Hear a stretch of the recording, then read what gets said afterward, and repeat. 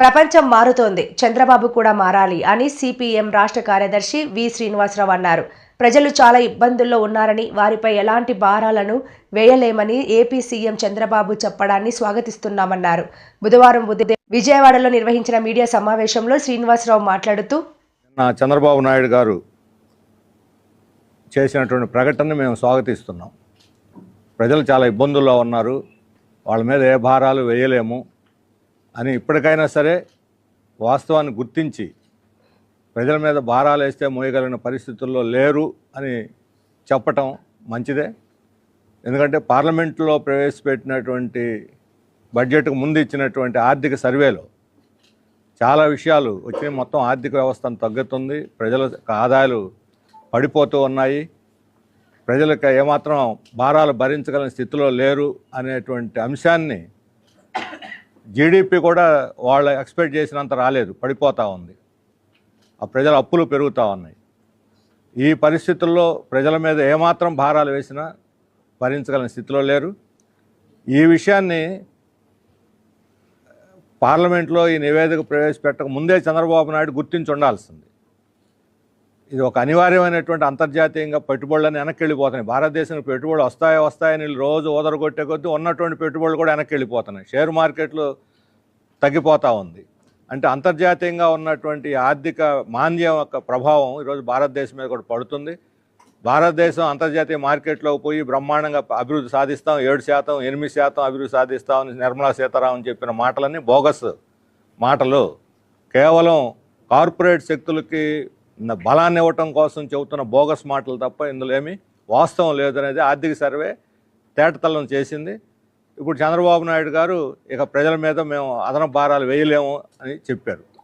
మరి వేయలేనప్పుడు ఏమిటి? ఈరోజు అప్పులు పాలవుతున్న ఆర్థిక వ్యవస్థని, ప్రజలు అప్పుల్లో ఉన్నారు. మనం ఇంతకుముందు కూడా చెప్పాం, గత నవంబర్లోనే చెప్పాం, ప్రజలు అప్పుల్లో ఉన్నారు, మీరు అదనపు భారాలు ప్రజలు వేస్తే భరించగలిగిన స్థితిలో లేరు. ఆ రోజు ఏం చెప్పారు ఆయన? రోడ్లు వేయాలనంటే మామూలు స్టేట్ రోడ్లు కూడా రోడ్ ట్యాక్స్ వేస్తాము, లేకపోతే ప్రజల మీద అదనపు టోల్ ట్యాక్స్, రోడ్డు మీద టోల్ ట్యాక్స్ వేస్తాము, అయితేనే రోడ్లు, లేకపోతే ఈ రోడ్లు మీరు గతుకుల రోడ్లను తిరగాలి, మా ఖజానా ఖాళీగా ఉంది, అందుకని 1% జిఎస్టీ పెంచుతాము. ఇవన్నీ సెంట్రల్ ప్రతిపాదన కూడా పంపించారు, జిఎస్టీ పెంచమని, అదనంగా పెంచాలని చెప్పి. ఇవన్నీ మరి ఇప్పటికైనా సరే వాస్తవాలు తెలుసుకొని ప్రజలు వీటిని భరించగలిగిన స్థితిలో లేరు. కొనుగోలు శక్తి పడిపోతున్నది, దరిద్రం పెరుగుతూ ఉన్నది, అప్పులు పాలవుతున్నారు ప్రజలు. ప్రభుత్వం అప్పుల ఖజానాలో ఉందని ఎన్నికల సందర్భంలో చంద్రబాబు నాయుడు గారు విపరీతంగా ప్రచారం చేశారు. మరి ఖజానా ఖాళీ, ప్రభుత్వ ఖజానా ఖాళీ అయితే ప్రజల ఖజానా నిండుగా ఉందా? ప్రజలు అప్పుల్లో ఉన్నారు. మేము అప్పటి నుంచి చెబుతున్నాం, నవంబర్ నుంచి చెబుతున్నాం, మీరు ప్రజల మీద భారాలు వేయదు. ఇప్పుడు నేను చెప్పాం, కరెంట్ ఛార్జీలు విపరీతంగా పెంచారు. ఆ రోజు చెప్పాం మేము, మీరు కరెంట్ ఛార్జీలు పెంచుతున్నారు, దీని పేరుతోటి ట్రూ అప్ ఛార్జీల పేరుతోటి వేస్తున్నారు. గత ప్రభుత్వం వేయకుండా ఆపినటువంటి దాన్ని, ఆ పాపాన్ని మీ నెత్తినేసుకొని మీరు దాదాపు ఇప్పటివరకు చరిత్రలో లేన పెద్ద భారాన్ని ఒక్కసారిగా ప్రజల మీద మోపుతున్నారు. ఇంత పెద్ద భారాన్ని 3 సార్లు వరుసగా ట్రూ అప్ ఛార్జీల భారం ఇంతవరకు ఎప్పుడు వేయలేదు జనం మీద. గతంలో పెరుగుతూ వచ్చినాయి ట్రూ అప్ ఛార్జీలు కూడా. అసలు ఈ విధానాన్నే, ట్రూ అప్ ఛార్జీల విధానమే రద్దు చేయాలని చెప్పి మేము ఆ రోజు డిమాండ్ చేశాం. ప్రజలు భరించలేరని చెప్పాం, అప్పుల్లో ఉన్నారని చెప్పాం.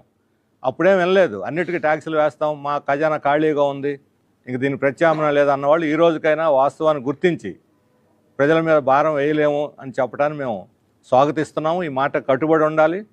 అయితే ప్రజలు భారం వేయనప్పుడు ఖజానాని ఎట్లా నింపుకుంటారు? మీరు ప్రభుత్వ ఆస్తులను నింపుకుంటారా? దీన్ని కూడా మేము సమ్మతించాం, ఎందుకంటే వాళ్ళు ఇటువంటి ఆలోచనలు ఉన్నాయి. అందుకని దీనికి మా ప్రధానమైనటువంటి సూచన ఏంటంటే, మన రాష్ట్రానికి కేంద్రం నుంచి రావాల్సినటువంటి వనరులు ఉన్నాయి. 20,000 కోట్లు మనకి ఇప్పటికే బకాయి ఉంది. కేంద్రం మనకు న్యాయంగా రావాల్సిన బకాయి 20,000 కోట్లు ఉంది. ఇది కాకుండా పోలవరానికి కేంద్రం కేవలం డ్యాము కట్టడానికి ఇస్తుంది, కానీ పునరావాసానికి ఇవ్వటం లేదు.